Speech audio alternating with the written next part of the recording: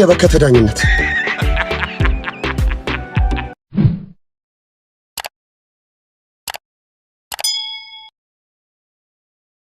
ዛሬ ማለት ነው ሶሜድ ሄደን በሌለ ተከላካይ ልንጫወት ነው። ዮሮ ተጎዳ ማንም አይጎዳ። እኔ የዮሮ መጎዳቱ ነው የማያስደነግጠኝ። በኢቨንና በሉክ ሾው እንገባለን። የቼልሲው አለቃ ሊያም እንትና ነው የሚመስለው፣ ግን ሜምፊስ ዴፓይ ነው የሚመስለው። ሜምፊስ ዴፓይ ከስቶ ሜምፊስ ዴፓይ ደግሞ የኛ ተጫዋች ነበረ። ስለዚህ በዚህ ሎጂክ ዛሬ ቼልሲን እናሸንፋለን። አዲሱ ማሊያ የወደዳችሁት አዲሱ ማሊያ ወደኗል እያላችሁ ኮሜንት ላይ መጻፍ ትችላላችሁ። ግን እንዴት ነው ያበደና ያረጋል ፒስ ነው በጣም ነው የሚያምረው ማርያምን። የዩናይትድ ደጋፊ አቢ ዩኤል በጨዋታው አስተያየቱ ይህን ይመስላል። ዛሬ የሚደረገው የሳምንቱ ሁለተኛ ምርጥ ጨዋታ እከክልኝ ልከክልሽ ደርቢ ይባላል። ገባሽ አይደለ? ወንድም ጥላና ዋና ወንድማ። ይሄ ጨዋታ ይሄ ፊክስቸር በአመት ሁለቴ ሲደርስ እንዴት አባቴ ደስ እንደሚለኝ ለምን ብላችሁ ጠይቁኝ። ቸልሲ ካሸነፈ ማን ዩናይትድን ኩክ አረጋለሁ፣ ማን ዩናይትድ ካሸነፈ ቸልሲን ኩክ አረጋለሁ፣ አቻ ከወጡ ሁለቱንም ኩክ አረጋለሁ። ዞሮ እራት መብላቴ የተረጋገጠ ነገር ነው ማለት በቃ ገባለ። ነገ 6 ይሄ ጨዋታ ስትሪም ይደረጋል። እናቴ ደብል ቻንስ ለመቋጠር ማለት ነው። የሁለታችሁም ላይ ብቻ ላገባ ጨፍራለሁ፣ ለሰዓት ተሳደባለሁ።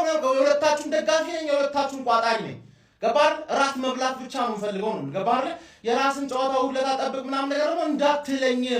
ምንም ውጤት ተከሰተ እነዚህ ሰዎች ማድረግ አለብኝ። ገባሽ አይደለ? ቸልሲ ራስሽን ዕጣ ፈንታ ያለፈው ሳምንት መወሰን ስላልቻልሽ አድክም ወያላ ስለሆንሽ ትወጊያለሽ። አንቺ ደግሞ ነው ሳይመለከትሽ እኮ ነው ዲኤስቲቪ እየከፈልሽ ሁለት ወር ሙሉ ከፍለሽ ዲኤስቲቪ እኔን የቋጠርሽብኝ። ገባሽ አይደለ? እንዴት ሰው ለመወየድ ይከፍላል? ገባለ? ስለዛ ምንም አይመለከተኝም። እራት እበላለሁ። ላይቭ ነው በላ እንዳረሱ ላይቭ ከች ብሉ ይሄ ስትሪም ይደረጋል ግዴታ።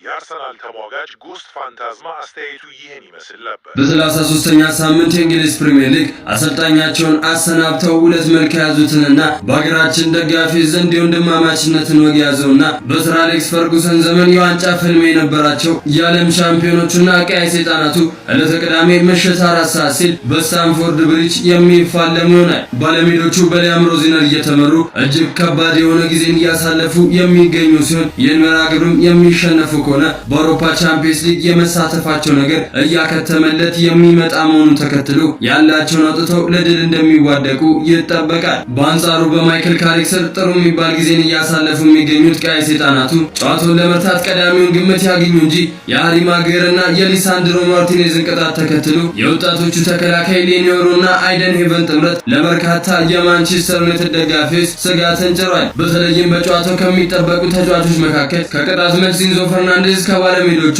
ምን ሊያስመለክተን ይችላል የሚለው የሚጠበቅ ሲሆን ከቀይ ሰይጣናቱ በአንድ የውድድር ዓመት ከፍተኛ አሲስት አድራጊነትን ሪከርድ ለመስበር እየተፋለመ የሚገኘው ብሩኖ ፈርናንዴዝ በጨዋታው ምን ያስመለክተናል የሚለው የሚጠበቅ ነው። የጨዋታ ግምታችሁን ኮሜንት ላይ ያጋራችሁ ፎሎ፣ ላይክ፣ ሼር፣ ኮፒ ሊንክ ማድረግ እንዳይረሳ።